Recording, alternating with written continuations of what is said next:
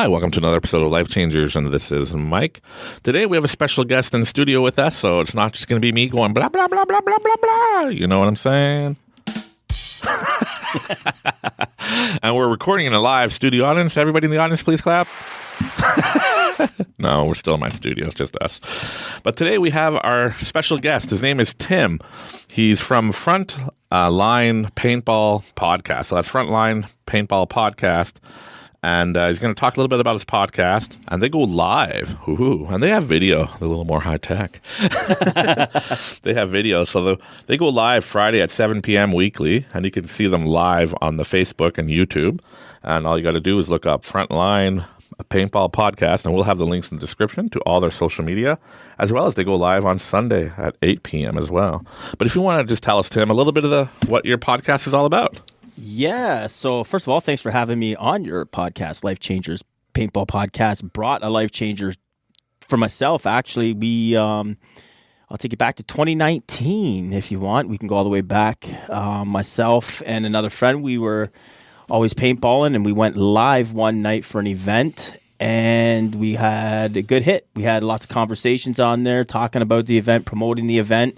And then we showed up at another event afterwards, and we talked about it, and we decided let's run with a paintball podcast. Being sponsored as a paintballer, you have to constantly be putting out content, at least something once a week. So we've decided sometimes we're not in events recording, doing action videos. So we figured let's do something that we can constantly keep putting out information, showing people different events to go to.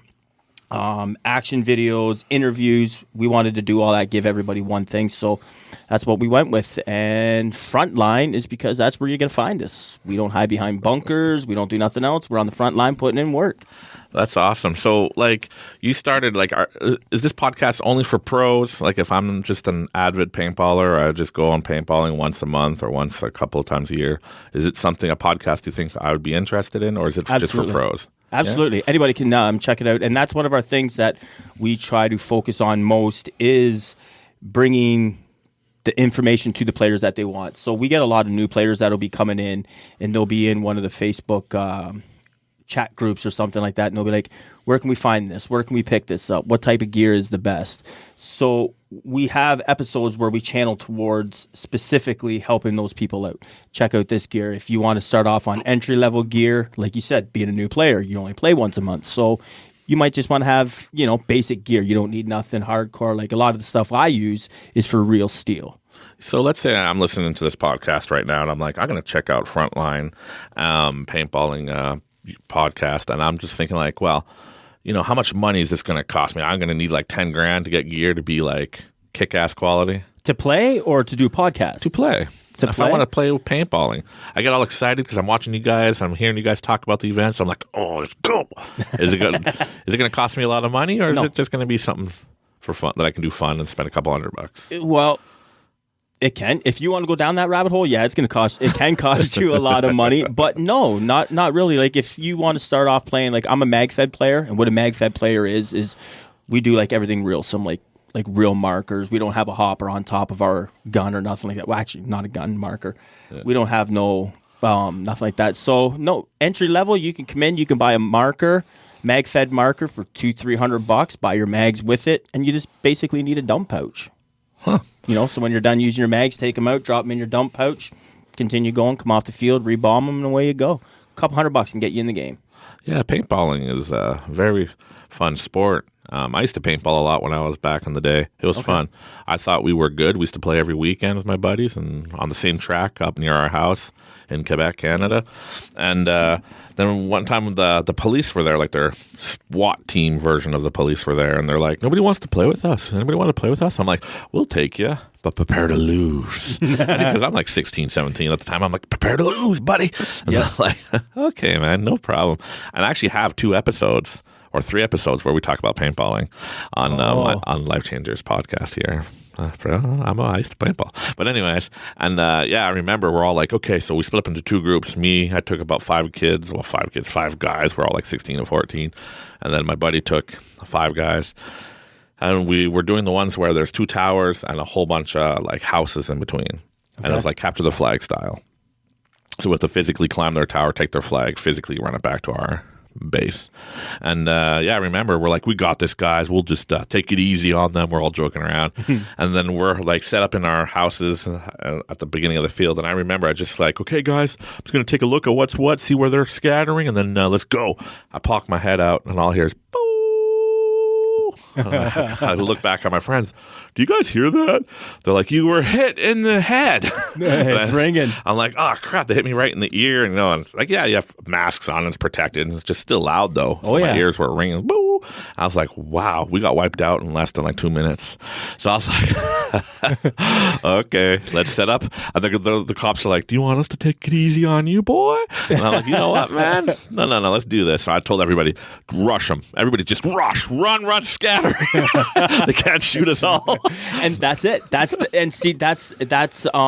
So we have big games. I'm not sure if you're aware. So in Canada here and in the United States, all across the world, they have big games.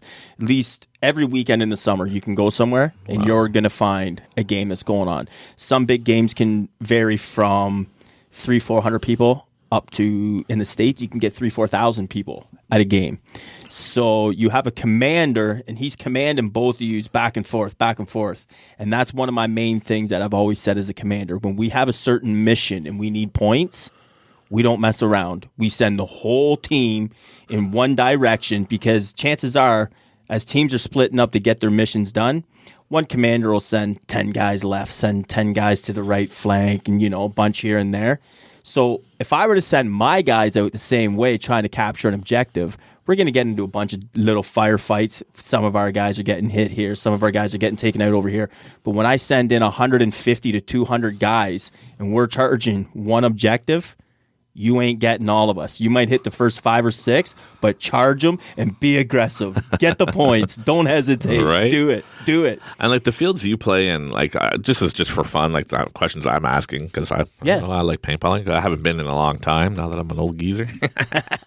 Oh, now you're making me feel old. No, I'm joking. I'm young.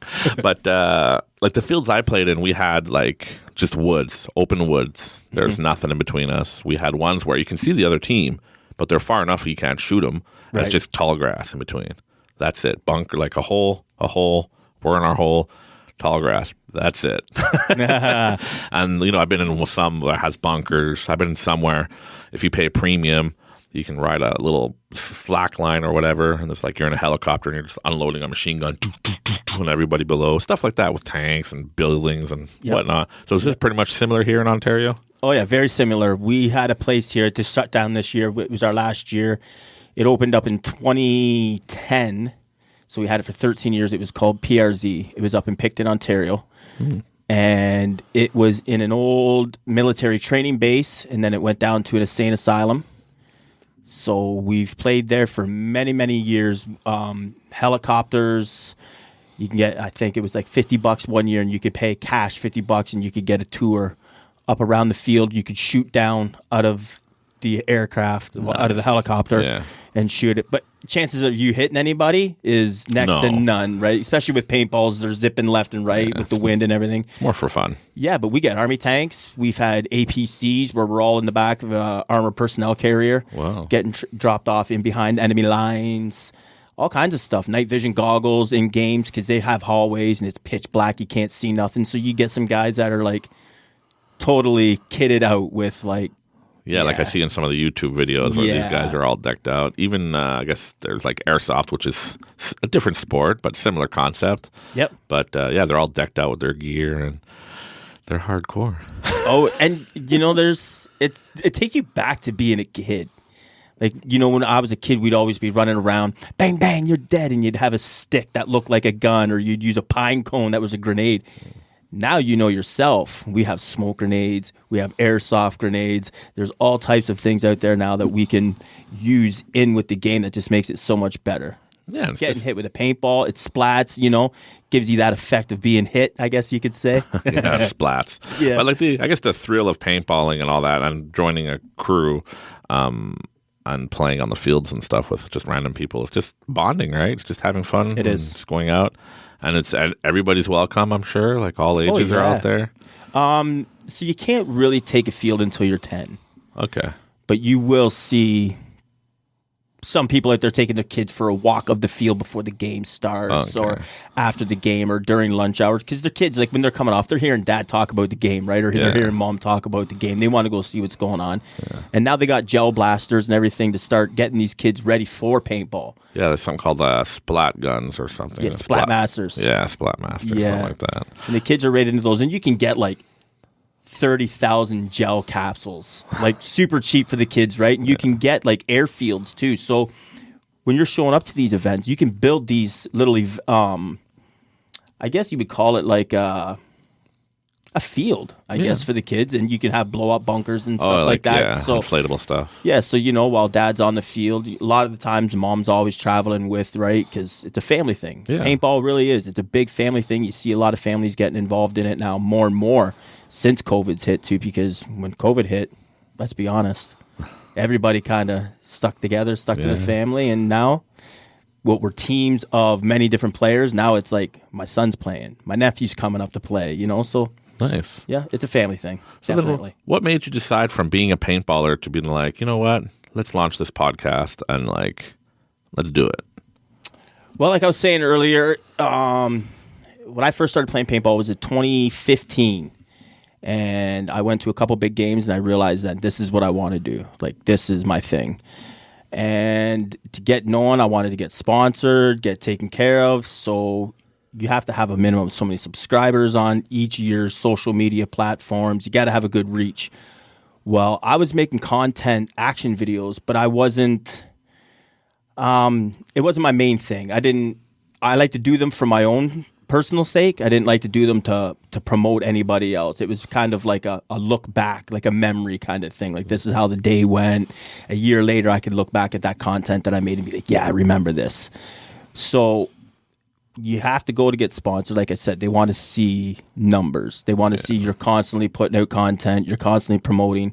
So I thought doing a podcast would be the right way to go. You do a podcast every week. I can cover action videos, I can cover interviews, I can take care of sponsors, I can do all of that in one. So that was awesome. That was the main goal for pushing it, and meeting new people. Nice. Learning why they're wanting to play paintball, the reason of because we don't do just mag-fed interviews. We don't just do loadout episodes. We interview people from beginners, like we've talked to young kids that are just coming into the sport, what they want out of the sport, what they think of it, right to professional players that are just in Las Vegas 2 weekends ago, just nice. Can I swear? Kicking ass? Yeah. They were just kicking ass out there, right? We've got a Canadian girls team now that are new into the pro field, so that's awesome.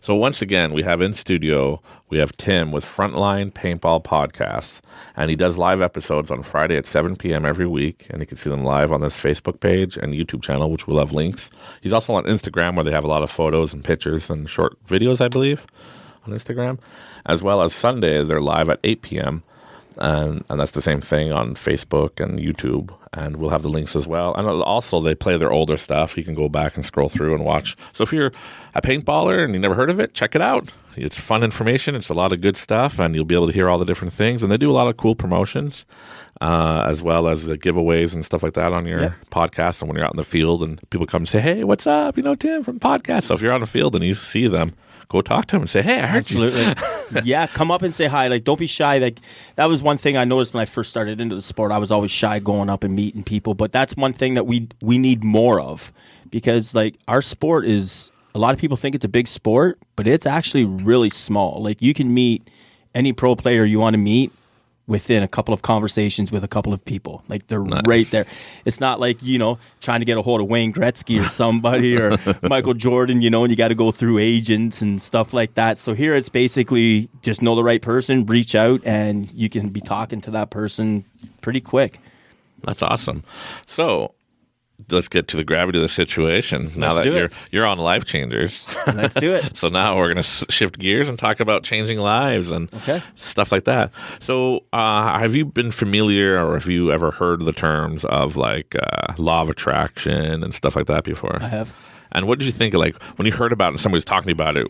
Because the first time when I heard about this stuff, I was like, I was about 16 to 18 when I started hearing of this and paying attention. I was like, these people sound nuts. So what's your take on like the law of attraction? What is your perspective on it?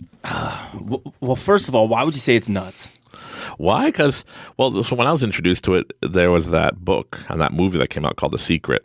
And that was really popular in the Christian world. Okay. And I did grow up Christian, if anybody's wondering. But yeah, when I came out, people were talking about it. And I watched the video, and all these people were like, pretty much, I mentioned it many times in my podcast, but people were like, all I did is make a vision board. I'm like, oh boy, here we go. I took pictures of what I wanted in life, because law of attraction, when I was pretty much told what it was, is like you just will it into existence. You believe it will happen and it will happen. And they made it sound like there's no work. There's no give or take. It's just like I'm sitting in a room going, where is my house? Here's my house. Oh, look, I got a keys. Now I have a house, right? And I was like, these people sound like dirty hippies. I watched too much South Park, Cartman, dirty hippie. But that's the way I saw it when I first hearing about it. And I guess maybe it's different because, like my dad, we grew in my house was like, my dad was very Christian, and he would be like, it's not, universal guidance or not. It's God and this and that, right? And, I'd say it all the time on my podcast. I don't care what you call it. You can call it universal guidance, Mother Earth, God, Holy Ghost, gut feeling. I don't care. It's all, it gets you to the same place with the law of attraction.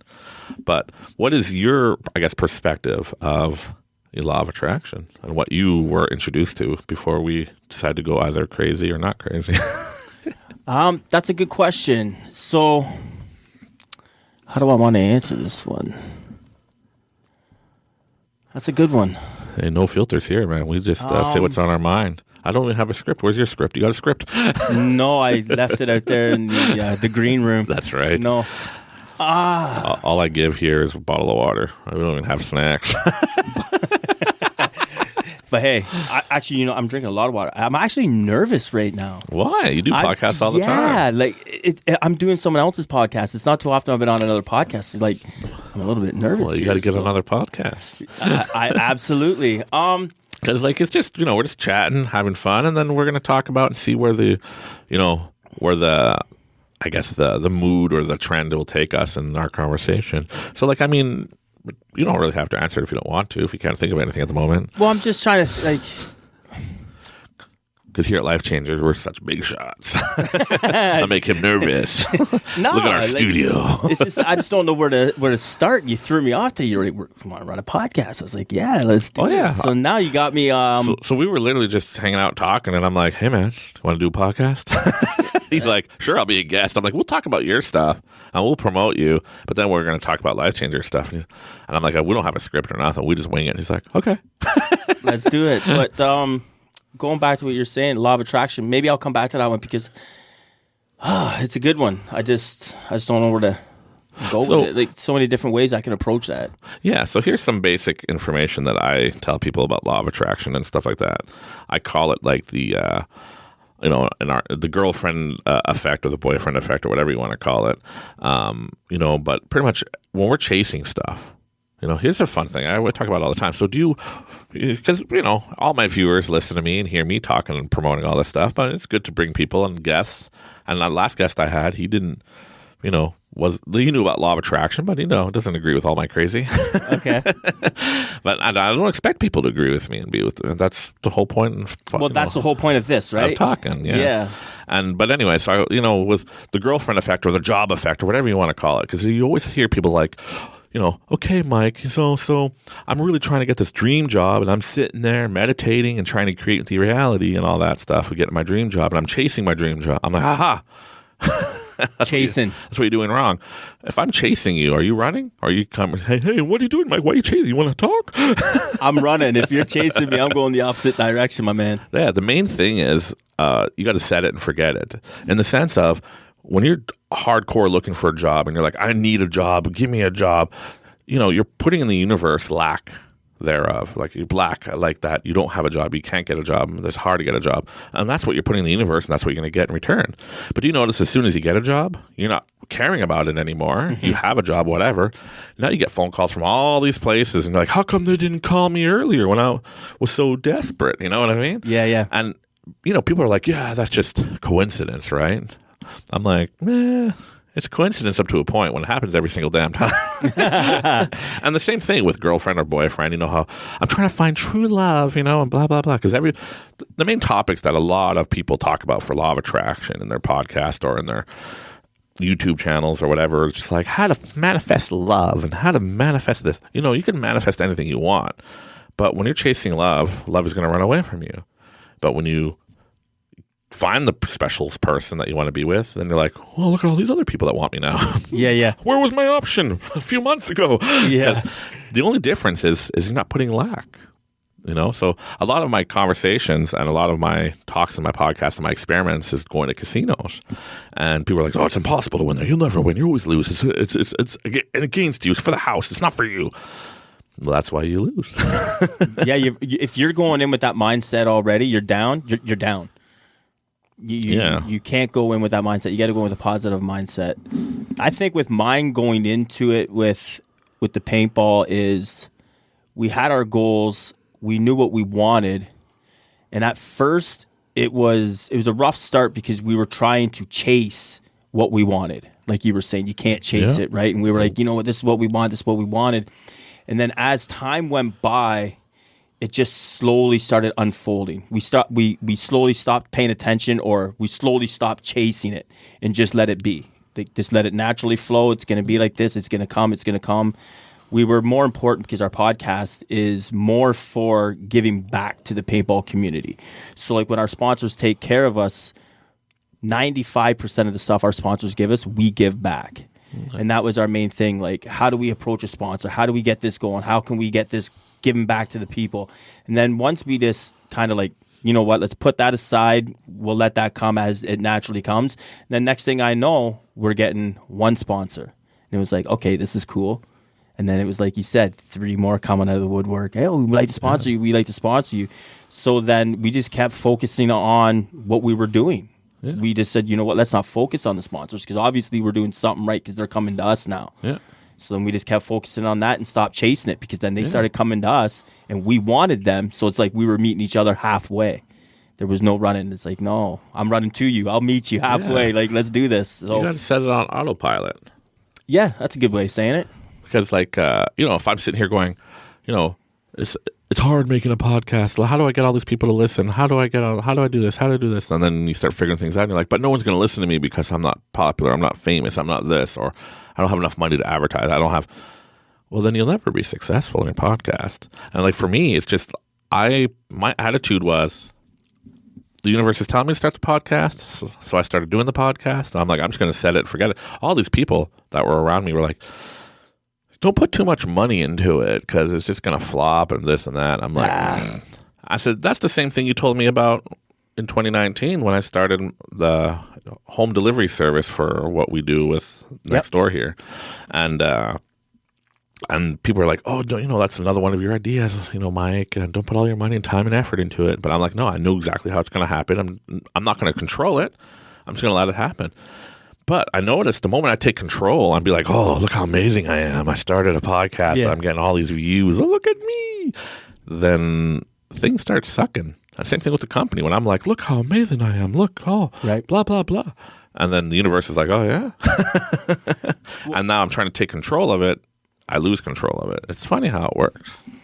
Yeah, I've had things like that happen to me where it's been trying to take control of things and you just can't do it. It's like, you know what? You got to step back a little bit and just, like you said, put it on autopilot. Let it run itself, take care, and enjoy it. Because podcasting to me is not a job. It's not an income. I want to have fun with it.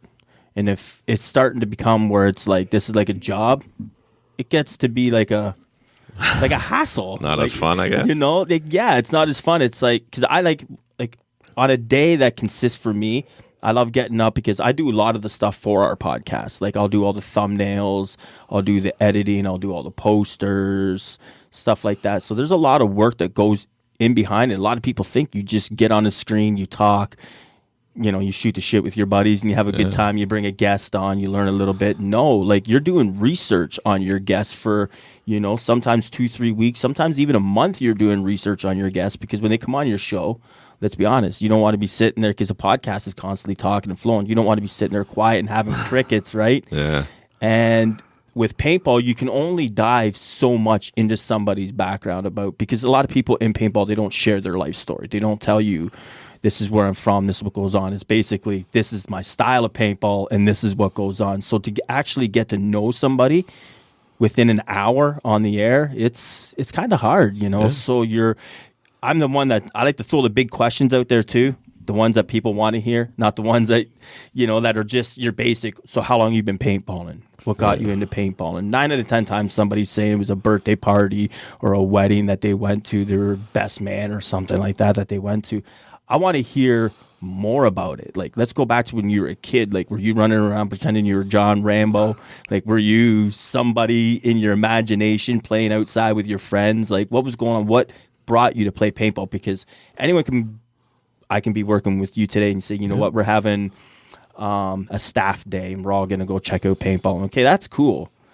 But what made Mike want to get us to go check out paintballing? Was it something that was going on with you when you were younger that just, listen, like maybe you wanted to be military, never were military, or maybe you wanted to be police like those police officers that you were paintballing against, and you were like, you know what, let's go do it. And just things in life changes. Something happened, so you couldn't go that route. You couldn't take that career. So now you're like, man, I'm a big kid. I'm like 43 years old, and I'm doing 15-year-old things, 12-year-old things, like out there on the field, just having fun, letting it go. And that's what paintball is, like some people might gravitate towards playing hockey or something else for a stress reliever. You go to play paintball, everything's left at the gate. You know what I mean? Like, you're not thinking of, oh, I got a bill to do, I got this to do, I got to work next week.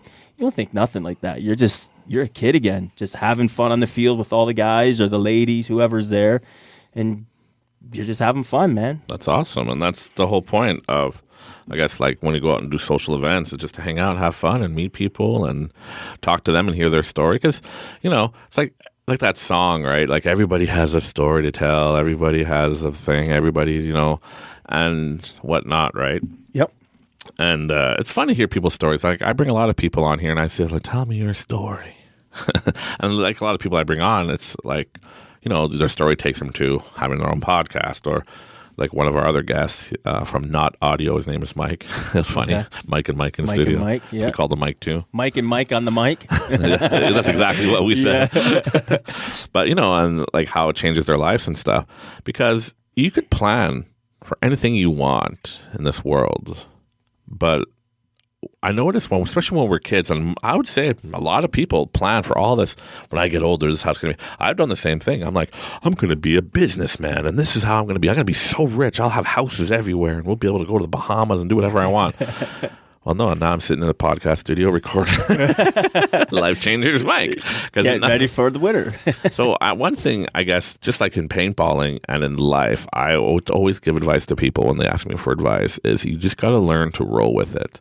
And that's one of the podcast episodes we have called Just Rolling With It. Just, you have to be willing to pivot and do whatever needs to be done where you feel yourself being pulled by the universe, or, in your case, like paintball community, when you're out in the field, you're not like, okay, this is the plan, we're going to do this and execute it no matter what, even if we, get taken out of the game and lose points. No, we're going to pivot and go, oh, now we got to do this. Oh, we lost Timmy. He's out of the game.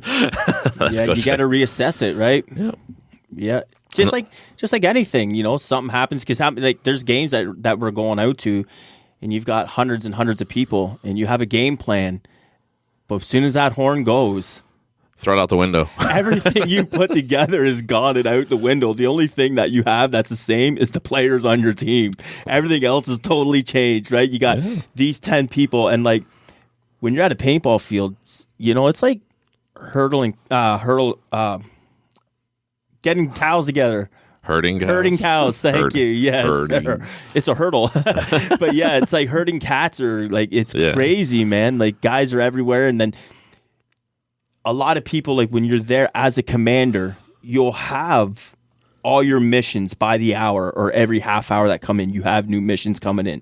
So you might need people with riot shields. You might need people with heavy gunners that are running box mags, like 350 rounds that they're just holding in one drum. You know what I mean? And they've got another 600-700 rounds on them. You have people that are running just pistols because they need to be light to run certain missions, to do different things, right? So you get all these people doing something, but then at the end of the day, a lot of these people are recording. So what you need them to do goes right out the window because they're thinking, oh, I need to make an action video. Right. I need to come in through this window like this. And like I said, where we played, and like I said, where we played at PRZ, it was an old insane asylum, and they had a 3-story, they had a 2-story, warehouses, gym, like you name it, it was there, right? So it was like a real urban feeling, and nice. You would have like explosives going off constantly. Like they spent like $9,000 on one game just for the pyrotechnicians to come in and do things, and nice. It's pretty wild the things that they do to it. But yeah, a lot of your plans go right out the window, man. You got to roll with it because if you keep the same plans, just like I tell people with, that company we have here next door, it's like, for us, if I was to do what I originally thought, which was package in, package out, I wouldn't be in business no more because I realized, people are ordering all this stuff and they get like 10 different packages. Well, that's expensive to send 10 packages back out. Yeah. Might as well repack them and, put them together. And so packages in, one package out, and now it's feasible. Now we're actually, good service and stuff. But, if I stayed with the original plan, out the window. And it's kind of like, life in general, right? Like everybody's like, well, I had this plan and this is my 10-year plan, blah, blah, blah. I say you can make all the plans you want. But if you're not focused on living in the now and you keep on chasing and you're not like, you know what, this is what I want. This is how I'm going to attract what I want, blah, blah, blah. And I trust that, the universe will provide or God will provide or whatever you want to call it will provide, right? And just let it flow and then it will happen. But you got to also understand it's not like magic, right? Where it's just going to happen. Oh. Yeah. No, like you're going to get opportunities and you got to seize them and know which ones are which and stuff like that. And that's the whole point. That's the whole thing, right? Sacrifice. Not even sacrifice, man. I never sacrificed anything in my life to get anything I want. I see it's like I talk about it a lot in my podcasts because. Go ahead. So when I'm saying sacrifice, like I'm talking like I'll explain my big sacrifice. Yeah. So when you ask me what my big sacrifice was, I'll explain that. But like when I mean sacrifice, like being away from family, being away, taking time out of everything, like you're sacrificing something because there could be something you could be doing right now that you're sacrificing for. Do you know what I mean? I know what you're saying, but I mean... Is sacrifice maybe not the right word? No. What would be the word? We could always be doing something more productive or something where we're, like you said, we're not making money on podcasting, so we could be doing something where we're making a couple bucks or something, right? But yeah. Well, when people... So, give you a background on some of our podcasts is like the way I see the world is we're all pre-programmed. Like we talked about this before on one of our conversations is in movies, we're programmed to see as rich people as assholes and rich people as crazy murderer mother truckers, right? Yep. Yeah. And we're just like, right? But subconsciously, believe me or not, I don't care. But subconsciously, when we're hearing all this and absorbing it when we're watching all this mainstream crap, and some of it's pretty good movies like The Matrix. And The Matrix. Stuff like that. But, when you're watching all this stuff and you're absorbing it all and you're not paying attention, that you're getting programmed to subconsciously be like, well, I never want to be rich because rich people are assholes and murderers. Right. But I'm a nice guy. I'm not an asshole. I'm a nice person, not a murderer, right? I work hard. I need to be rich. I deserve to be rich. But yeah, that's the mentality we have is we're all told we all want to be rich. We all deserve to be rich, but it's really hard to get. And you don't want to be rich because look how stupid and mean these rich people are. Yeah. They're so bored. You're not bored. You're a nice guy. You're not going to go around stealing money or making, as they say, you got to be able to screw over your family to make a buck, right? Yeah. To be successful and rich in the world. So you're not that kind of person. So don't do it. And, we're also pre-programmed to be, victims, especially nowadays. Everybody's a victim, right? Everybody's a victim nowadays. You got to watch what you say. You can't say certain things. You can't. It's totally changing now, especially here in Canada, right? Yeah, but in general, even before COVID, like now it's more prevalent, I guess, in 2023, almost 24. But it's more prevalent now. But for the whole time, everybody's, you were programmed to be like a victim in the sense like, oh, well, for me, my family was, well, we're victims because, we're poor. And no matter how hard you work for the rich guy, we're going to make him richer and we're going to be poor. We're going to stay poor, yeah. So my dad instilled in me that we're victims, right?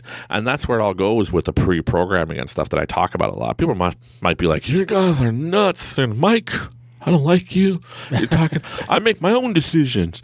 Do you really? You make decisions based on the information you have. Yeah. And what you're watching and what you're absorbing is only what you're going to get, right? Like for you, your world is paintball. Mm-hmm. Anything other than that is an afterthought. Pretty much. Much. What wakes you up in the morning and gets you going, paintball. Right? I get up in the morning, and before I go into work, I get up and I have a cup of tea. During that cup of tea, I'm editing some clips. I'm getting my posts ready for the day, making sure everything's taken care of. Yep. And then throughout the day, whenever you get a moment, when you can, you're answering comments, you're replying back to people, you're talking to field organizers, you're dealing with sponsors, you're dealing with field owners asking you, hey, can you promote this on your podcast? Can you do that? Like, it's busy. Right. And that's your world. It is. And that's your program that you're running, I would, in a sense, right? Just like my program I'm running is a little bit different, right? It's like I'm a business owner, got to manage employees. I also got the podcast that I bring people on. And as you can tell, I just wing it. I don't plan for shit. Yeah. And that's what we do on ours. We kind of have like a quick, I guess, would you say a synopsis of what we're going to go through for that night? Just like a basic script, like punchlines that you got to talk about, promote. Like I have here like all your information that we're promoting and stuff. Yeah, right? And you just organically go through into it and just, that's how we do it too. Just same way and just flow with it and go. Yeah. But in the end, what I'm saying is like everybody has their personal reality. And for you, that's what's true. If I come into your reality and I'm like, paintball's stupid, you're stupid for believing in paintball. That's not going to change nothing. He's going to look at me and be like, you're an asshole, Mike. Come try paintball. Come try paintball. Right? Yep. And I'll be like, well, I did and I lost. And that's why I hate paintball, right? Like you said, everybody has a background story of why they hate what they hate or do what they do or whatever, right? Yep. Or they have that experience with that one person. Well, I met a paintballer once and he was so mean to me, so I hate all paintballers, right? Yeah. But it's all about personal reality. So in my personal reality is like, puppies and rainbows, as you hear me talking about a lot on my podcast. My motto is Hakuna Matata. Yeah, I've heard you say that a few times now, yep. But stuff like that. And like, it's not wrong. So everybody in their own personal reality, and their reality, everybody's right in the world. Mm-hmm. According to their own reality and their own selves. So therefore, nobody's wrong. Who are you to tell me? But yet, in my reality, if I was, closed-minded and be like, well, everybody else in the world that doesn't believe what I believe is wrong. They don't believe in life changer. You don't believe in law of attraction. Fuck you. Right? Yeah. No. I promote on our podcast love and just understanding. Everybody has to understand that everybody's in their own reality and everybody makes decision with the information they're given. And this world, more than ever, is an algorithm. What are you talking about, Mike? Are we in the Matrix? We kind of are in a sense. Everything you watch. So if I watch something, I'm sure if I log on to your YouTube channel and watch it's going to be all about paintball, right? Yep. And then if you log onto my thing, law of attractions and I am and all this positive stuff, right? Then you log on. So everything's an algorithm. So whatever I want to see that I start watching, I'm going to see. So if I'm looking up negative stuff all the time, I'm only going to see negative. That's right. Conspiracy theories or whatever, right? But if that's all the information you're receiving, then you make your decision on life. And that's what you put out. And that's your personal reality. And that's what you put out with the energy. You'll attract the people that you're going to attract that believe what you believe and, your community or whatever, right? Yep. And I just want people to understand that it's not just about, everybody should believe what I believe. It was funny because I had a friend of mine. He would come on me like, he'd be like, hey, during COVID, there's not a lot of work out here. Everybody's shutting down, but you're still in business. I'm like, you want to come to the Arctic? You want to get in the truck for 10 days with me? Yeah. Stuff like that. So I, hook him up, give him a job. And he came and worked with us for a while until everything opened up again for him. And he got his job back. Somewhat back to normal. The new normal. Yeah. But it's, for him, he'd be interested. Like, tell me about the law of attraction. And he's like, what would you normally be doing if I wasn't in here with you and nobody was with you? I'd be like, well, right now I'll be playing, audiobooks of Dr. Joe Dispenza or Michael A. Singer, and stuff like that, because I'm curious and learning all this stuff, right? Right. So he's like, let's listen to it, right? So it'll be funny. So for a few months, he would be listening, and he's like, oh, that makes sense. And then one day he's just like, you're trying to make me believe what you believe, but I believe different. I'm in Wicca. I'm like, well, where did that come from? But you believe whatever you want to believe, man. I said, you were the one asking me questions. And, I don't tell people to believe what I believe. I'm not here to tell you, hey, Tim, believe what I believe, do what I do. It's going to work for you. Because it won't. Right. You have to find this whole podcast, just like your podcast, I'm sure, is you giving out all the information.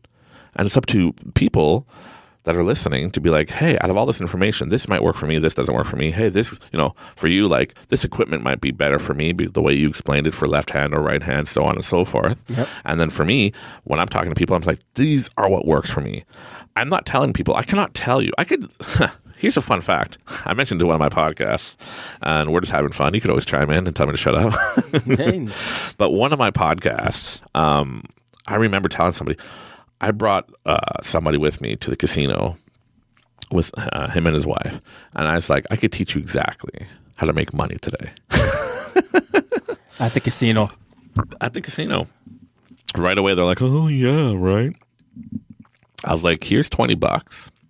And here's the basic functionality of casino machines and how they work. And then do what I say.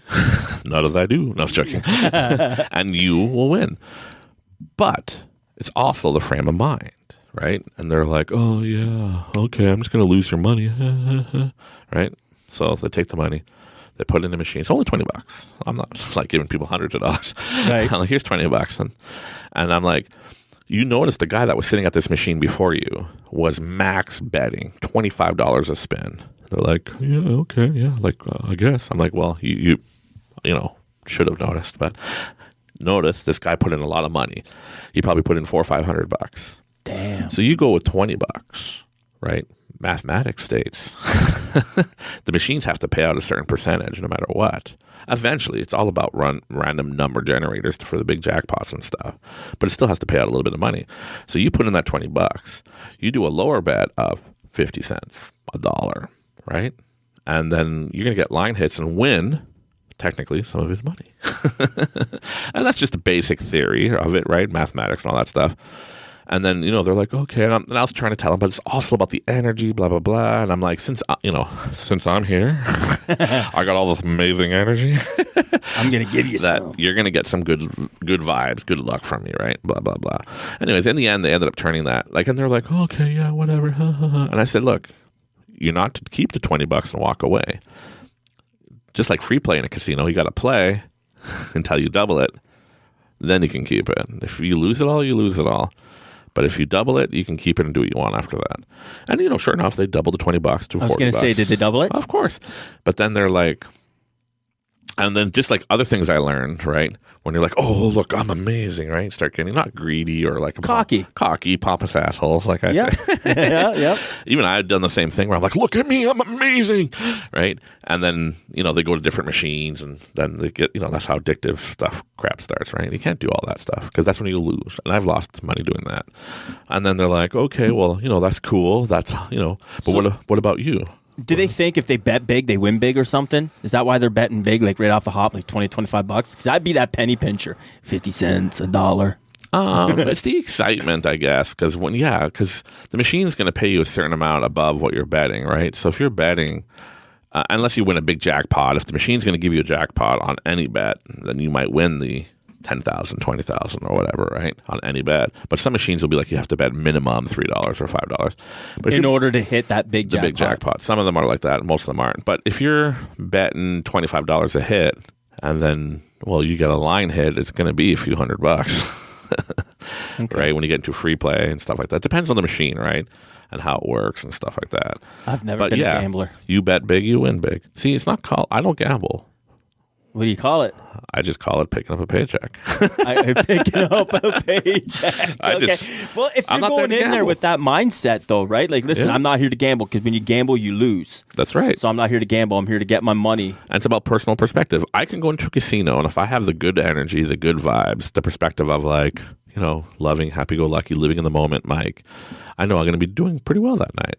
But then if I start getting pompous asshole or greed or, you know, cocky and stuff like that, I know for a fact I'll lose money. Time to leave early. Time to leave.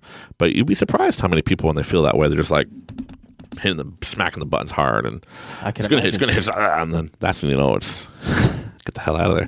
But I don't do this for a living. Don't get me wrong. I just go whatever I feel and just have fun. And if I lose, I lose. If I win, I win. Play the odds and win. And it's all about mind frame. Do you find you win more than you lose when you go to a casino? Because most people, they lose more. It depends on the mind frame, but like the episode of me doing the real experiment on here is I won more than I lost. With my profit loss, perfect, I still made money, profit, stuff like that. But it's what you believe. Okay, here's an example. Since we're talking about casinos, I was playing roulette, and I believed, and it was online roulette, like on an app through the on OLG. So it's like the OLG one, like the lottery, and it's live dealer spinning a ball on TV, like on a camera, and then everybody bets. And it's like roulette, but digital, but with a live person. So there's no chance of scamming or whatever, right? It's literally by chance. And then I'm like, I want to beat roulette.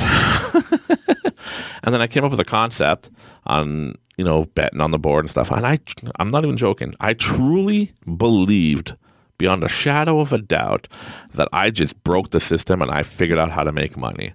And that there's no way in hell I'm losing. Okay?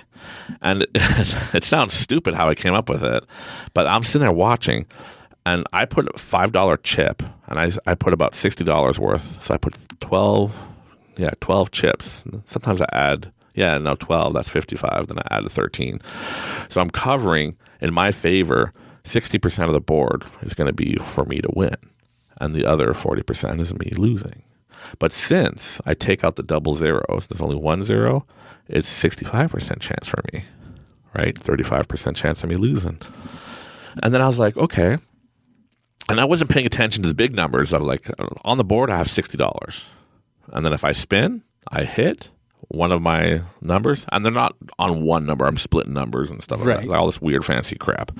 I don't even know how it works properly. I've just put money down. It's just mathematics, right? Yep. And because you hear concepts when people are like, you want to win, roulette, you put every $5 on red.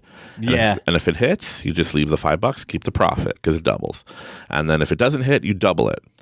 And then if it doesn't hit, you double it. But then when it hits, you actually won, $5. So you will eventually win your money back if you just... Well, it depends how much money you're going to put on there, because they say mathematics, it's rare, but it does happen that it'll not hit more than 7 times in a row.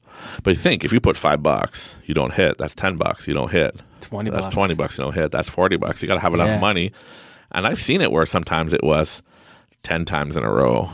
So someone's just chasing it, trying to get their dollar back. Yeah, and then you end up putting all the money you have on, so stuff like that. But so I'm sitting here thinking, so if I don't hit one of these, I double it, right? Then when I do hit, I should win. But actually, I was winning a little bit, but not as much as I thought, because I'm going to profit $30 on a hit. Every spin. Even if I lose, I'm profiting $30 because I'll just keep on doubling. So what I do is I spread the board, I double it, but you got to put your original bet back in. So if my original chip is $5, $60, if I don't hit, I got to hit double. But then I got to put my original bet on each other chip. So I'm adding another $15. Okay. So then if you lose, I'm adding, now that's 15, I got to double it. Then add 5. No, add 15. Because you got to add what the original amount per slot.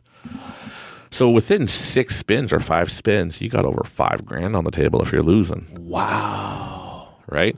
But... I couldn't do it. But I wasn't thinking. You got to understand. I don't want to lose $5,000 like that. Like I could have I could have something really nice for paintball for $5,000. But I wasn't paying attention to that, right? I'm just like doubling, and I'm looking at the original amount, right? I'm like, well, it's only like $100, but no, but there's 100 times 13 out there. Now I'm doubling, and I got to double. So if I have $1,300 on one thing times 13, oh Lord, that's a lot of money you're putting on the table, right? So if it's $200 times, it's still like, and the table limit's only $10,000, so you could hit that limit and be bankrupt, but. The point of the story is don't gamble, but no, for me, I truly believed, like a kid truly believes, like, Santa Claus exists or whatever, right? And they truly believe it 1,000%, and like they're going to get what they want, right? So I truly believed 1,000% that this was foolproof, and I was not hitting more than 3 spins loss. And I wasn't. I was hitting sometimes I hit 10 times in a row, all my numbers, and I lost twice. I just doubled, add. So you're doing double plus the original bet, double plus the original all the way through. And I only managed to get to 3 spins, and then it would hit. And then, oh, look, I won, right? And the theory is I win $30 every spin. So even if I lost 3 in a row, on the 4th spin, I'm going to get all my money back plus $30 profit on each spin. So then I got wow, I'm amazing. So instead of $5, I put $10. Oh, no. So now I got 120 on the board to start. No. And I'm going through like this. And I started, I'm not even joking, I started with $3,300 because I like playing slot machines. And, I started with 100 originally. Then I got up to 3,300 by winning on different games and stuff like that. And then I was playing blackjack or poker. And then I was like, I thought, I created the system. I'm just going to do 1,000 a day. And I was so excited. I'm not even joking, man. I believe these kids believe Santa's real. I believe that I was not going to win no matter what. And here's the funny part. In my heart, I was like, I'm going to tell my wife. I'm so excited. I'm going to tell my wife, right? Yeah. And, and then I kind of felt like, I shouldn't tell her, whatever. No. Just play, have fun. You're winning. I took it from 3,300 to $8,000 in 2 hours. Wow. Okay. And I was like, I'm a god. I figured it out, right? And then, I was like, so are they watching you now in the casino? I know $8,000. That's to some nothing. of us, exactly. So for a casino. So when do they start watching you? When you start making this money and you're like, I'm God, I'm making. But that's the bank. thing. Let's go. Well, that's the thing. I don't know. I'm playing online. I'm playing in my house in the basement. Oh yeah, right. When I play at a real casino, you got to be fast. I'm putting all these chips on, and everybody's putting right, and that just pisses me off. At least this way, when I just click rebet, double, right? Yeah. Simple. I'm not running around chasing people and trying to make sure I get mine. Because you only got a certain amount of seconds. I need a drink. Lady with the cart. I need a drink. Right? Yeah. But I had experiences when I was playing and winning, in blackjack and stuff. And then you see, some managers are coming over to look. Because if you're winning a lot of money, but I'm only winning, I only won $4,700 in 2 hours. But there's people that are betting. You could see when they win that they're like, boom, congratulations. So-and-so just won $6,000. And that's just one spin. Yeah. I don't know how much they lost, right? But it's funny because I truly believed beyond a shadow of a doubt. But then I went against my feelings and against the universal law, I guess. I told my wife, hey, honey, and I showed her all the math and everything. And she's like, yeah, but do the math and see if you lose 6-7 times in a row, how much money you're going to put up. And you could lose it all in a second. And then you won't, by the 8th spin or something, I'm not going to be able to recoup my losses. Yeah. So you got to know when to fold them. Know when to hold them. Know when to fold them. Yeah. Right? And I was like, oh. And then it hit me like a ton of fucking bricks, man. Poof. It isn't foolproof. You could lose. And now I have that feeling in my heart and my body that I could lose and I could... oh my gosh, no. That's what I would have every time going in there. I'm going to lose. So then I try, I ended up playing some slot machines and stuff, and I got it above $8,000. So I had an extra 1,000 above $8,000. So I was about let's say $9,000. And I was like, oh, I'm going to try for fun. And now I'm losing. I'm losing every spin. I'm losing. I got it. Oh, I won one. Oh, I'm doubling. Oh, I'm tripling. I got the 1,000 left me like a fart in the wind, man. Just gone. I bet. So were you betting afterwards? Were you like, yo, I got to double down now. I just lost $1,000. Oh. I got to bet $2,000 now. I got to get that back. Well, in theory, you're supposed to continue, but I was just like, I just want to prove to myself the law of attraction works because it does. when I truly believed in every marrow in my bone, and I was hitting, like, I'd never seen it that, I'm on a roll. Yeah. Right? Yeah. And I didn't believe I could lose. I truly didn't believe I could lose. So I didn't, because the law of attraction states what you're like. That energy you're putting out there is guaranteed to win, right? In theory. It's not guaranteed, but I really believed. So I was like, I'm only going to hit 4 maximum, where I have to double down and add the original bet, so on and so forth. And then I was doing amazing. And I was confident that I could make $1,000 every damn day in less than an hour. Playing this way. And I proved it to myself. In 2 hours, I made all this money. And I was like, I'm a genius. But then the moment my reality broke, and like, no, this is, now this is real. I looked at the map, and I'm like, now I'm scared. And now I'm losing. It's like they say, if you play with fire long enough, you're bound to get burned, right? Exactly. So you're bound to lose if you're constantly gambling. Now, what would happen if you were this little test you were doing with yourself? What would happen if you were like, okay, I hit my genome, I made my grand for today. Before you started losing, you knew when to fold them. You got up, walked out, and then came back the next day. Yeah. Have you ever done that? Come back a few days, like cash out, win, come back to see if it keeps going? It's not that I see it if it keeps going. I just feel like the energy is drained out, it's done, there's no more winning, and I leave. And then I come back and I win. So you go. Have you ever passed off your energy to somebody else? Oh, man, yes. In other podcasts, you'll see me talking. But yeah, when I meet people in a casino and I start talking to them, like, I'm just like, hey, how's it going? Are you doing good? Are you winning? Are you losing? And they're just like, oh, I'm not doing good. I'm losing.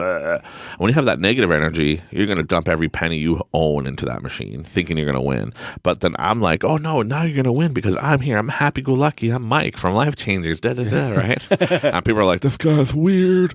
But then they start winning because I shifted the energy. Yeah. I shifted the belief system because I'm not here to tell you this is how it's done. Do it, and you're going to be successful like me. Right? No, I'm telling people that this works for me.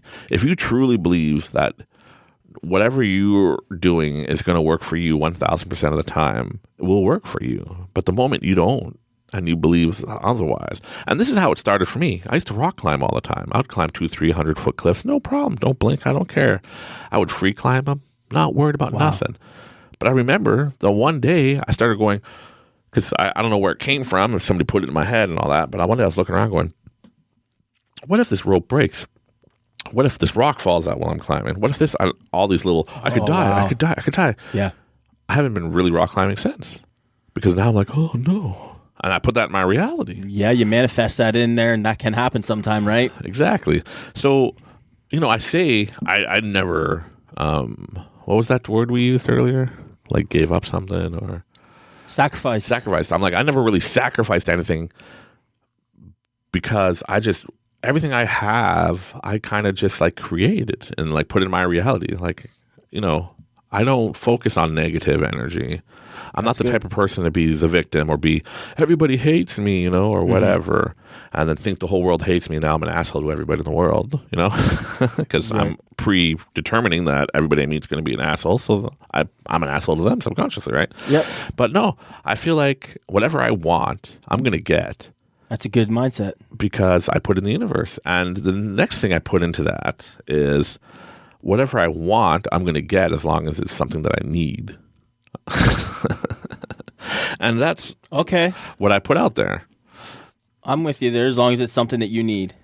Right? Because I you hear me on my podcast sometimes. I'm like, it's such a piss off that I'm not like multi-millionaire making millions of dollars a week or whatever, because I would just give it away, But see, by me talking like that, as all my listeners are probably shouting right now, you're putting lack thereof, Mike. Exactly. I'm putting that energy out there. You have to truly believe that if you want to accomplish something or create something in your reality, because I'm telling you, this is the only world where you can put a thought, and it's proven with science, and it's proven all over and over and over. Even people that's listening right now going, this guy sounds crazy. He's stupid, right? Even those people can testify to the fact that we can think of something and then create it in this reality. Absolutely. And this is the only thing we can do that. Like, you could think of, a type of water bottle you want, you can go ahead and create in this reality. I'm not saying you're creating it from nothing, but you're going to find a way to create your reality. Yep. And all those people that are negative energy, negative, oh, poor me, I'm always sick. Oh, poor me, I'm always dying of something, blah, blah, blah. Well, if you focus on that and let that become your reality, that's what you're going to get. And that's Eventually, what I live is happy-go-lucky Mike with his podcast, Life Changers. And I'm a successful businessman in my eyes. Well, you seem to be pretty successful. From what I've seen that you have going on, seems to be what you've been putting out, what you've been taking in and putting out.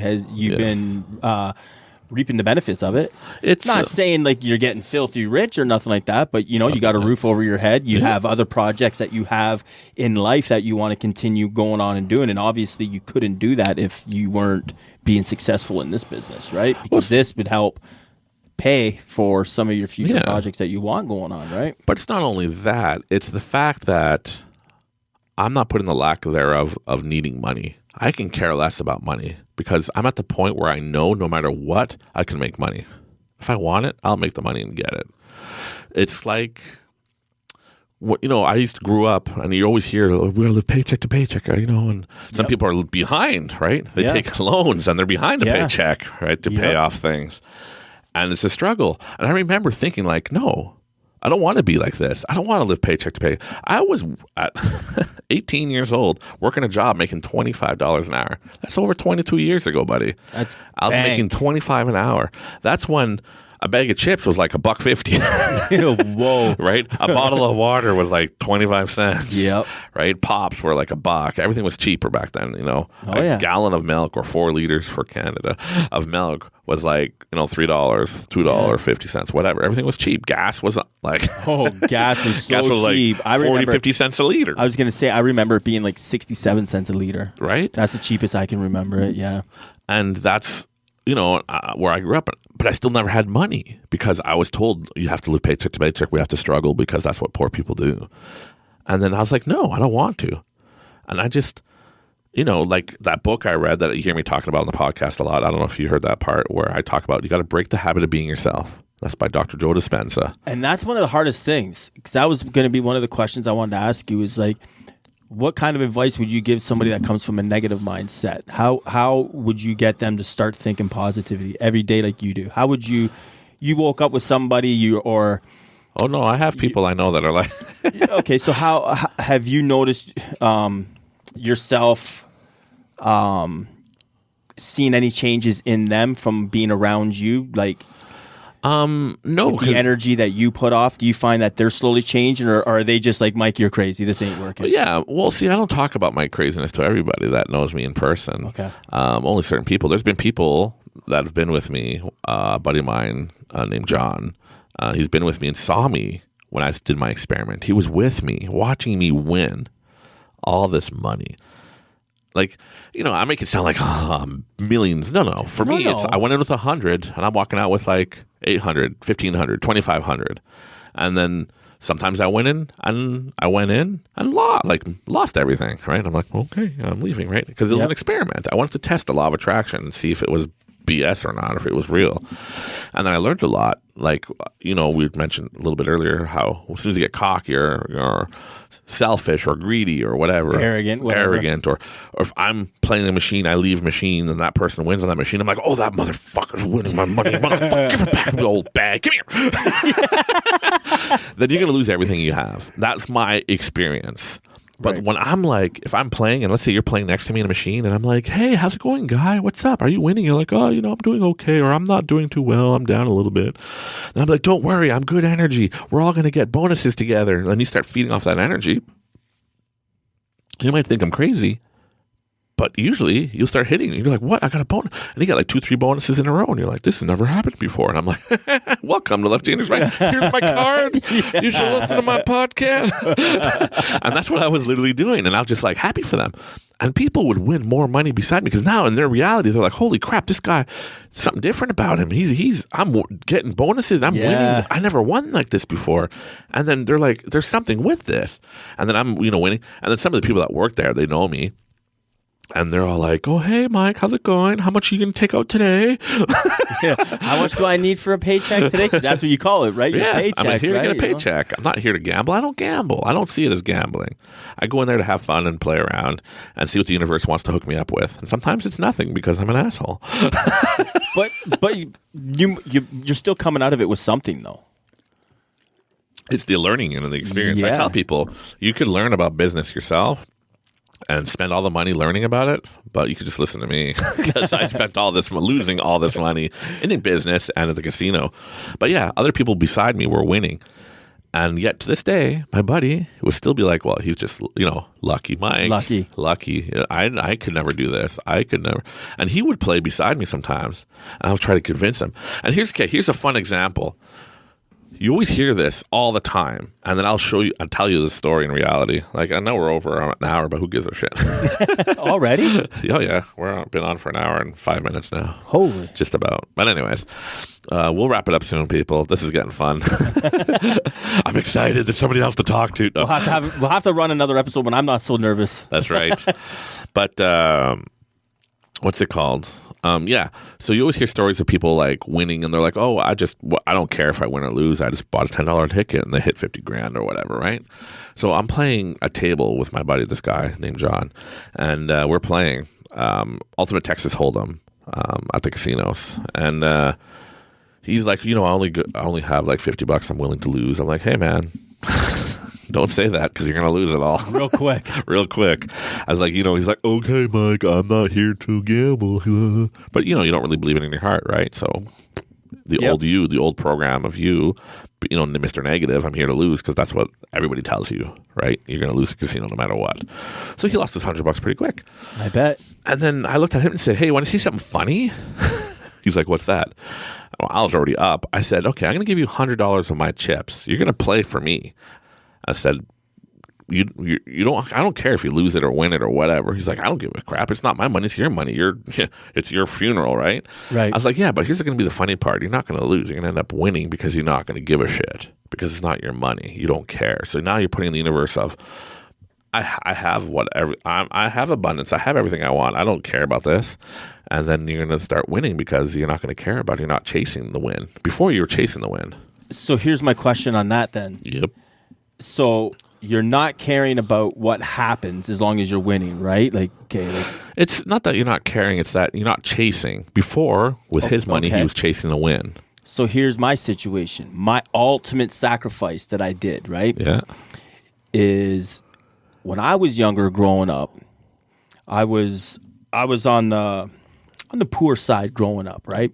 So having brand name Nike shoes, a fitted hat, a Columbia jacket, that meant everything, right? So yeah, especially back then.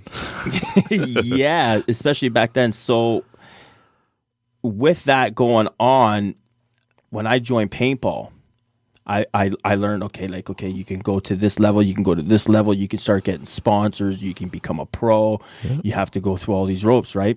So I said to myself, I'm going to be a pro.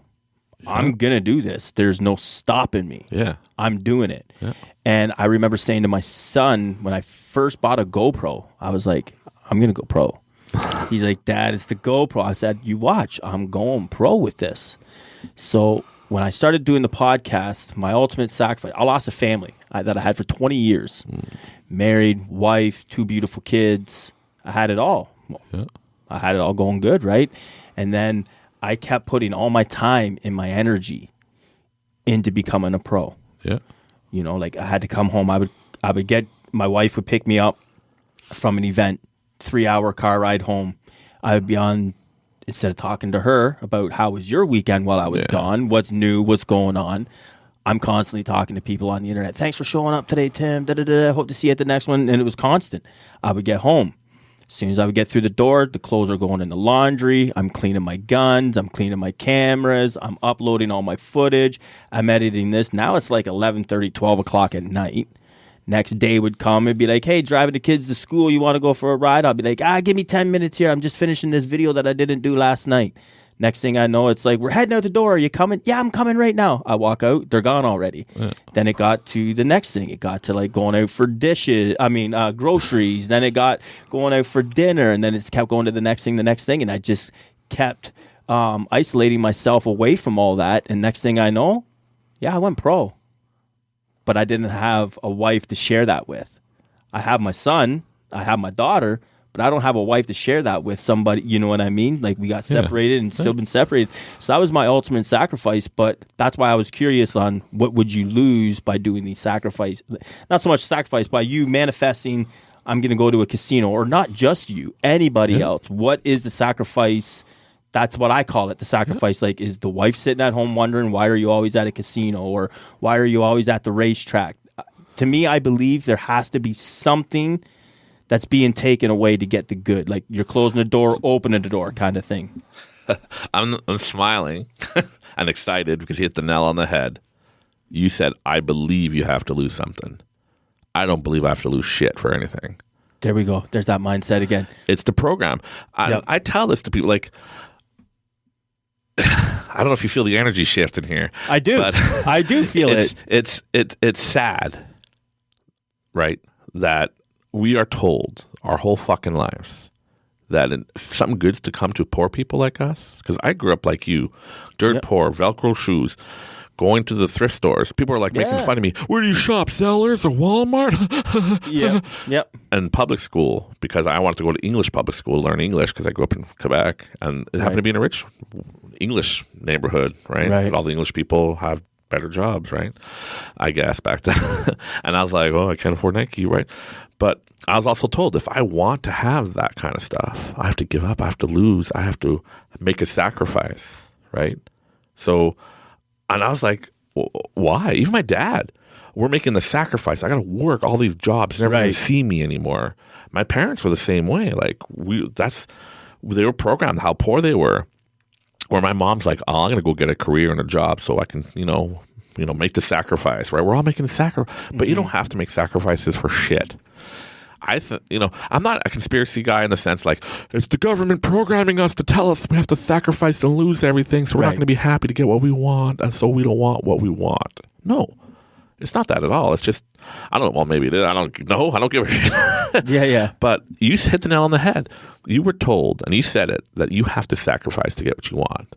Yeah. So I'm not, when I go to the casino, I'm not going to the casino all the time. I go maybe once a month, once every couple of months, just for fun, for shits and giggles at this point, because the experiment's over. Right. And my wife's like, hey, I need you to go to this part of the city, blah, blah, blah. And I'm like, oh, that's an hour away. Hey, I'm near a casino. So can I stop at the casino? Whatever. Like, we're all in cahoots. Yep. And you would be interested in the one episode that I've not recorded that I want to record is Chasing Love and Happiness.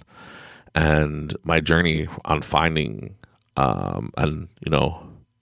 what I call like the perfect couple. Like I'm not saying I'm a perfect couple, but like where we're struggles, but where we're in perfect for each other, so much in tuned, right, with each other and stuff. Like those episodes will be like, oh, but yeah, it sucks and it pisses me off when I hear stories of, how you subconsciously, not on purpose, figured out you have to lose something to become pro, and you ended up losing your wife, which sucks. Yeah. Right? Yeah. Like, I don't know if she was the love of your life or not. Maybe in the end, good things are coming. At that time she was, yeah. At that time it was. Right? Like I was 20 years old when I met her. Well, I've known her my whole life. Yeah. Right? But I was 20 years old when we got together, and everything we did, paintballing too, it was done together. Yeah. The kids, like everything, like road trips, everything. So sometimes like when I take road trips, they don't even feel the same no more. And I've been separated for 3 years, but being with somebody for 20 years and doing these activities together for so many years. Now when I go up, like I'll be traveling for 3-4 days, moteling it, stuff like that. It's like, it's not that I miss her. It's just I miss like the family outing, the family together. You know what I mean? I miss that. Like I'm past all that now. Like life's gone on. I've moved. I've stayed positive about it. I can't dwell on it. I gotta stay positive. I gotta move forward. I have a couple kids I gotta raise. I have work to do. Yeah. So I've always tried to stay positive that way, but. It sucks because like you hit the nail like right there again. Yeah, and I was just about to say like I did I had the sacrifice, right? But so there's a point. But I didn't look at it like I'm sacrificing something. I didn't, and I still don't look at it like, okay, I'm gonna put this all on the line to get this. No, it's just the way it happened. Right? It's the energy that you put out because, like you said, you mentioned to me your wife was even playing with you. Yeah. Like you guys were going together with the whole family. You both were playing. So, logic should state Yeah. that since, you play together, you'll stay together. Stay together, yeah. Right? Because you're both doing it. But here's the kicker. Subconsciously, you kept on in the back of your mind, I want to be pro. I want to be pro. And then what are we programmed according to, the world today is if you want to be successful, you have to give up things. And even in mainstream movies, we see all the time. Yeah. Right? These people that are living on the streets and they end up having to give up all this stuff to get to now. Look at me. I'm Eminem. I'm famous. Yeah. Yo. Yeah. One opportunity, whatever that song is, right? But you're right. And he sacrificed. Even his story, when you hear the story of Eminem, I sacrificed all this stuff. Same thing. He's not married anymore. He sacrificed all that stuff. And he made it because he sacrificed. But I don't believe that in my reality that you have to. Subconsciously, I'm not saying you do it on purpose. Nobody does anything like this on purpose. Right. It's just a pre-programming. I say it all the time. So when I tell people that are negative or that are like, what do I have to give up to get? You don't have to give up nothing. You're not making a deal with the devil. Yeah. That's where the concept comes from, right? And I guess like Christianity is like, when you see all these famous people and they're like, oh, well, they made a deal with the devil to get there. Yeah. Maybe they made a deal with somebody who's going to take all their money or whatever, but that's their problem. That's on them. That's on them. But when you're living the universal law of living what you believe, okay, that's the key thing. So you believe you have to give up something to get something. I don't. That's bullshit. I used to believe I had to work hard to make money. And the harder I worked, the less I made, it seemed like. And then I look up at management, I'm like, these guys do nothing compared to how hard I'm working, and I'm only making $6.50 an hour. Yeah. And this guy's making $60,000 a year, right? Yeah. And we look at that like, oh, right? Envy, greed, this asshole's doing nothing. So if I work less, I make more money. That's when I get to management. And then that's how you get bad managers and bad owners. Yeah. And that's why you get people that start companies thinking without, let's say you own a company in a paintballing place. And I'm like, hey, Tim, without me, you got nothing. I'm quitting doing my own thing. Right? And then it just goes belly up and I come back, hey, Tim, can I work for you? Yeah. Right? It's all about frame of mind is that we're told to get what you want and to do this. But no, it's all about what you believe. You got to live your belief system and your reality system. So when I read the book, Breaking the Habit of Being Yourself by Dr. Joe Dispenza, I don't read, as a lot of my podcast says. I listen to it on Audible. Right, yep. And hey, you can listen to us on Audible. Yeah. Life Changers Mike. You get your podcasts. Yeah, or anywhere. Yeah. But yeah, when I read that, I was like, holy crap. And you got to understand, Dr. Joe Dispenza was like me. He was out to prove that this shit was all stupid. Yeah. And then he ended up proving it right because it's what you believe is what you're going to get subconsciously and consciously. And we're all programmed to believe we have to struggle, we have to lose, we have to do this in order to be successful. It's going to be a hard climb. Right. That no matter how hard I work to be a business, it's going to be so hard for me to be successful. I have to keep on. And if I believe that, and I'm struggling with that today. So when you mentioned to me, how do I deal with negative people? Mm-hmm. That's a daily battle. Even for me, because like in one of my episodes, I talk about the ego or the voice in your head. Yep. And he's a little negative motherfucker. Oh, yeah. That guy. But it's a constant battle where sometimes I think about, like, I'm watching a movie. It's hilarious. I'm watching a movie about people struggling and how poor they are, and they used to be successful, but they lost everything. And I start getting scared and nervous. And I'm like, what the fuck about money, about me losing all my businesses and me, oh my God. I'm like, this is bullshit. If I keep this and harness this feeling, I'm going to lose everything. And because that's the reality I'm deciding to program myself with. But I literally, reading that book, said, fuck this. I'm going to build my own belief system. And that's what I'm going to live by. And that's what's going to work for me. And sometimes your body's trying to fight you to go back to your old self, right? Oh, yeah. It feels easier to do this and be lazy. It's easier to do whatever, right? Yep. Or think this way. But it's a constant battle. But that's the whole point of the podcast, is to keep me on track. Yep. Is I'm putting the programming that I want on my belief system, that I believe, I'm an amazing business person. I know what I'm doing. I trust the flow of the universe. I live in the now. I don't give a crap about yesterday. I don't give a crap about an hour ago, right? Mm-hmm. I don't give a crap about 1 minute ago. Yeah. I live in the now. I don't live in the past. And in this world, you see them, the way they talk is always about the past. The past, yep. Right?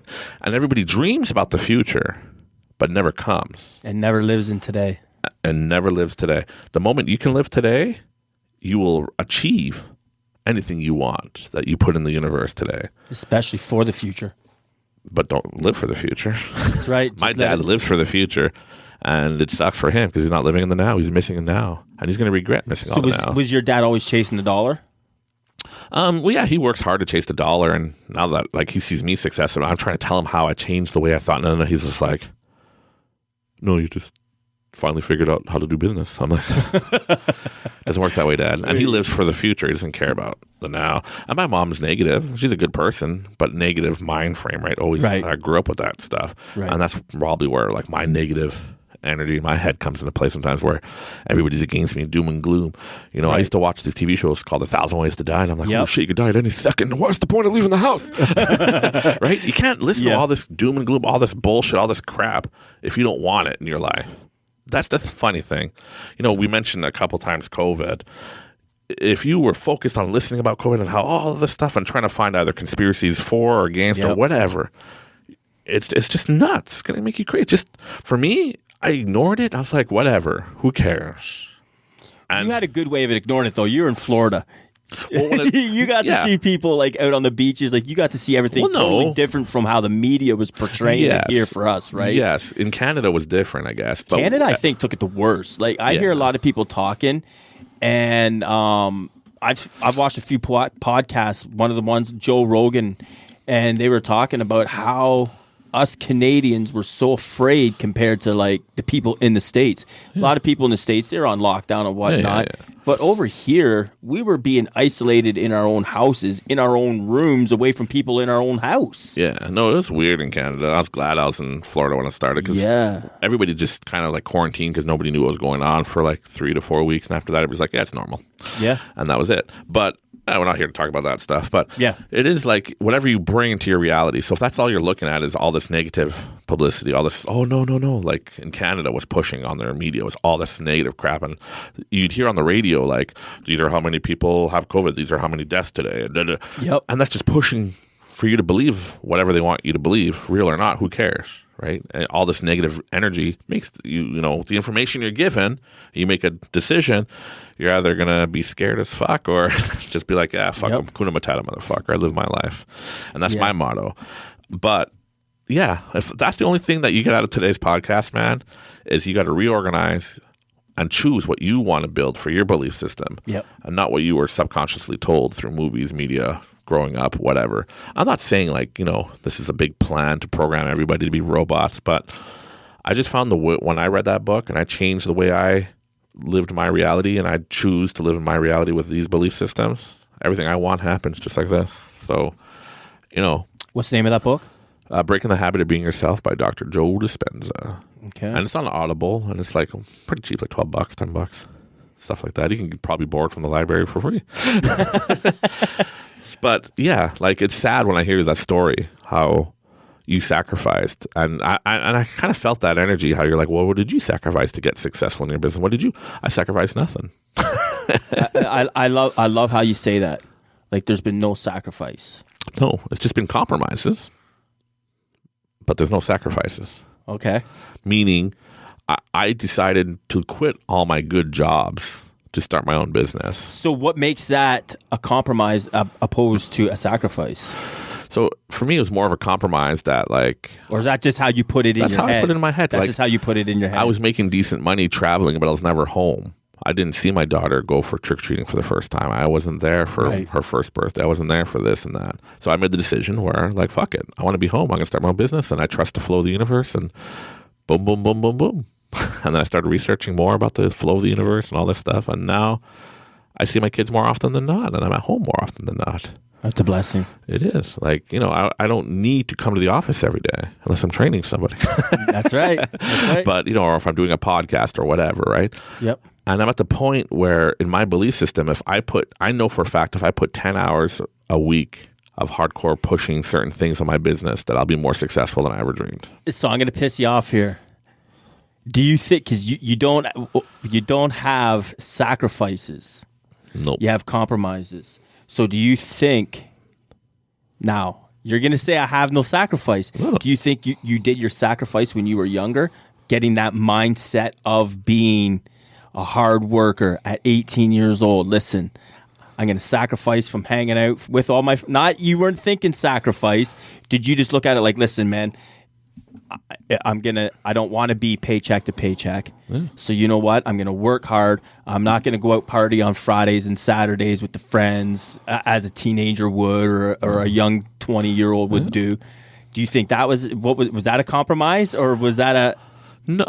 I mean, again, I'm trying to go back because it's that negative mindset that I have that I'm thinking there's a sacrifice somewhere down the line. Like, did you sacrifice some of your youth to have the mindset that you have now? No, it has nothing to do with it, because the mindset I have now, I was introduced to it when I was younger, but I thought it was all crazy, stupid people. I only looked into it in the last 5 to 6 years or so or more now. Okay. So it's only since I'm an adult. But if I look back at when I was younger, I chose to work because I did not want to have no money. I was tired of being poor. But some of my podcasts, my brother, without knowing, bestowed upon me law of attraction attitude without me knowing. He goes, "Hey man, you're Mike. Anything you want, you get. Like, that's just the way it goes. We get what we want because we want whatever we want, right?" And that's just part of the... So, I never thought I had a hard childhood. I hear people complain at school talking about how hard their life is. I'm like, wow, yeah, it's pretty weird. I have a pretty happy-go-lucky life, right? Right. But I was already in the mindset at a young age, because my brother would say that to me, that we get what we want, stuff like that. That's all there is to it. And I believed him because I was a kid, right? Yep. And I started working at a young age, and I didn't go to a lot of youth activities or hang out, but I still hung out with all of my friends, and I just had money, and I paid for everything. So would that have, and this will be the last I ask it, would that have been a sacrifice? Nope. In my eyes today, it was not a sacrifice. Even when I did it then, to me, it was like a compromise in a sense. I could go out and play and be dumb, or I'd rather work. And I still play on my days off and spend all my money by hooking up all my buddies, right? I'm like, let's go paintballing. I'm paying for everybody. Let's go to the restaurant. And they're all like, oh, I don't have money because I don't work. Oh, I'll pay. I got you. Right? Yeah. Stuff like that. And I always had good jobs. They were still in school. They started going to, an adult, like when they turned 16, 17 in Quebec, we graduate high school and they start going to college or university and started trying to get their careers. And I would still pay for everything because I was working and making the money. And I was moving up the corporate ladder, as they say, right, with my jobs, where in the end, I was working for Care Foods at 17 years old, making good money.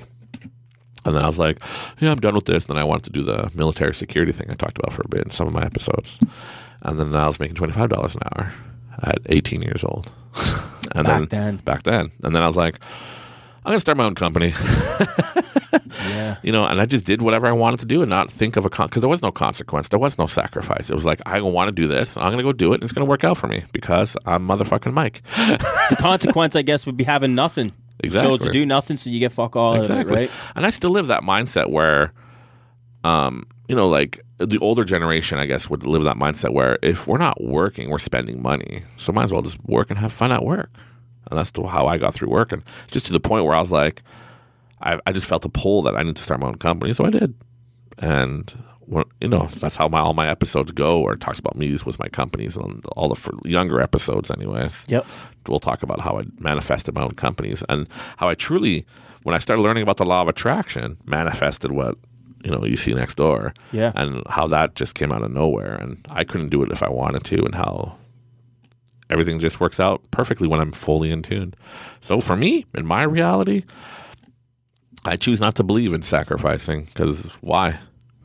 You already did the ultimate sacrifice for us, I guess, right? If you're Christian, yeah, sure. If you're Christian, I guess sure, so, right? Right? So why do you have to sacrifice anything? That's right. But no, just it is what you believe. If you believe you have to give up something to get something, you're going to have to. If you believe you're not going to be able to be successful because you're supposed to be poor, you're going to be poor. Mm-hmm. And people listening to me that never heard this, like I did for the first time, they might be like, you're fucking nuts, Mike. But if you actually do the experiment, do what works for you and find what works for you and bring in the energy flows that work for you and the mindsets that work for you. And if I could help you with that, and if people have questions, you could always write us. You can click my email in the link in the description or write me at lifechangersmike@gmail.com. And I'll be more than happy to bring it on the episode. But yeah, it's all about what you truly, your personal reality is how I put it. And that's the only thing that makes sense to me. So in your personal reality, at this moment, is shifting based on this conversation we have. And it's either going to be, your mind's going to be like, yeah, but, Tim, your mind's going, oh, don't worry, Mike's been doing this for years, and that's it. And but he had struggles and stuff. And I'll just stay with your old mindset. It's easier. But if you choose to fight through that, like I did, and I do every fucking day, it's not as easy as I make it sound on, podcasts and stuff. Well, you got to get used to being, comfortable while being uncomfortable. You know what I mean? Yeah. But it's like I'm not even doing half of what I know I need to do in order to achieve even more success in my eyes, where I feel like in my reality I got to be better at meditating and stuff. And Dr. Joe Dispenza mentions a lot about meditating and stuff. And here's just a synopsis for you, since we're having this conversation. I believe it'll help with the rest of this digesting of new information. Is think of your computer, if you never turn it off to reset it, how it starts lagging and fucking up. Yep. Right? So then you turn it off, it reboots. It works better, right? Yeah. Okay. So we think when we go to sleep, that's what happens to our bodies. But it doesn't. We're actually more active when we're sleeping, scientifically, with our bodies and mind, than we are when we're awake. So the only time you can reboot your computer, your internal computer, your body, is through meditation and being nothing and nowhere, and not putting, through meditation, as Dr. Dispenza puts it. And when you achieve that, you reboot. And then you're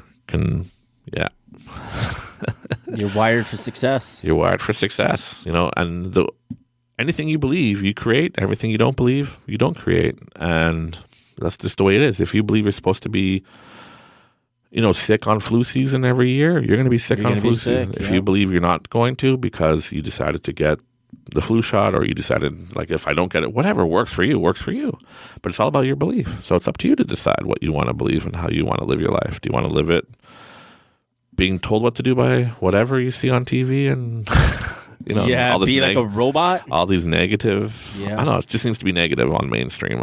That's why you see me watching the old stuff of Tool Time, full whatever it's called. Yeah, and see that's how it's all at that programming, like you were saying, right? They program you to think like this, and then you're dependent on them. Yeah, I don't know. Right? Well, I'm not putting that out. I'm not saying it's like programming from the government or the media or whatever. It's just I feel like how you were saying, like how younger, like when you're watching movies or you're watching the news and stuff like that, how they're constantly pushing a certain agenda. Yeah, I guess. Say, and then we start thinking, like for example, COVID. Me, I don't believe COVID was anything. I think COVID was just a scam in the whole 9 yards. Like, personally, I do. I think it's just another thing that they're calling for the flu now. We had this, we had that, we had smallpox, we had this, we had that. So many different things. Now we don't hear none of that stuff. Now it's the next thing. Then it's the next thing. Like, what was it years ago? SARS. Then it was the swine flu. And then we have this, so... But see, it's not that, like, it's bullshit or anything like that. If it's brought into our reality and we believe this is something like it's going to make us sick, we're all going to get sick from it. That's what I mean, right? and it comes to that programming, right? Yeah. Like you watching all the news, you watching, like you were saying the one day how they were making movies and they were throwing things out in there.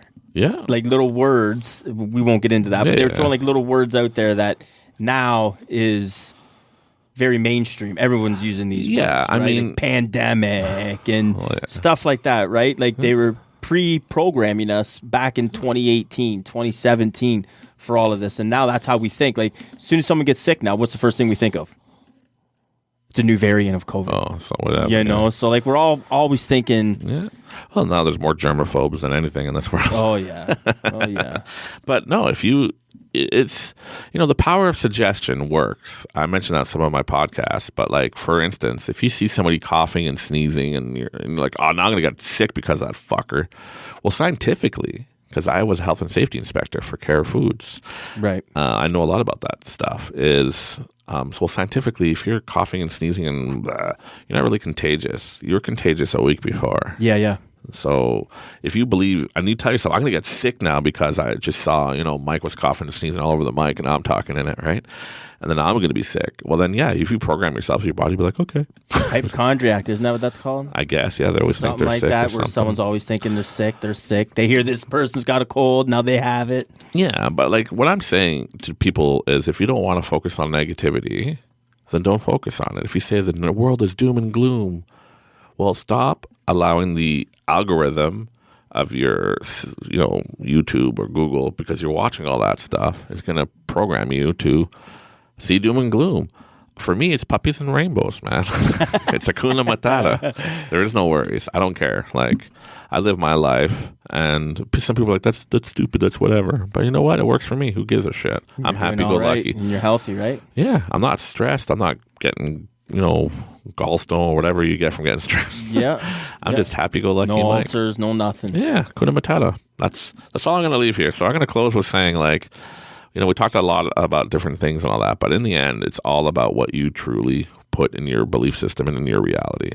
Because I can come to you and tell you exactly how to make $1 million and show you how I did it, step for step, word for word, and everything. And you're just going to be like, yeah, whatever, that worked. Yeah, no, it's not going to work for me. So then it's not going to work for you. But you have to find what works for you in the sense of, what ticks you, what makes you excited. You get out of the frame of mind of I have to sacrifice to be successful. I have to give up something to make money, because you don't. But if you believe it, then you do. It's as easy as that. Yep. So it's up to you how you want to do it. I recommend if people listen to this podcast for the first time and there's like, oh, there's a lot of crap these guys are talking about.